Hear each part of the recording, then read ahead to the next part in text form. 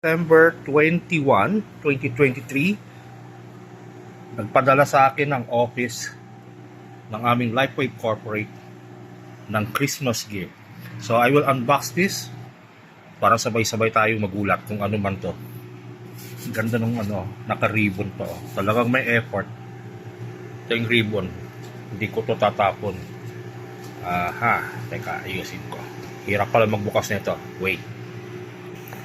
So after I loosened it up, kasi kailangan ko dalawang kamay.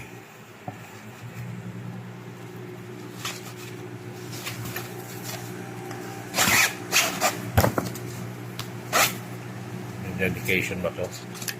Okay, wala. Ibang na dito sa loob. Uy, ang ganda. Kapal lang tela, oh. Uy, nakaborda. If you know me well, you know, mahilig ako sa mga clothing articles na bordado. Yan.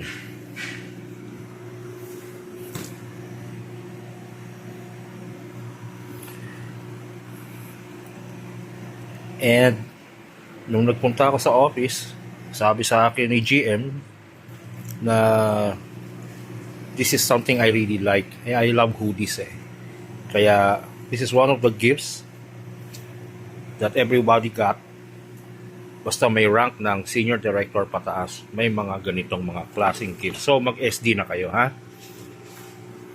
Yan. Meron pang Lifewave. This is my order. Nag-order ako. Okay.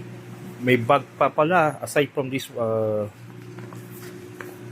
cardboard bag. Ang ganda ng bag, oh. Nylon yata.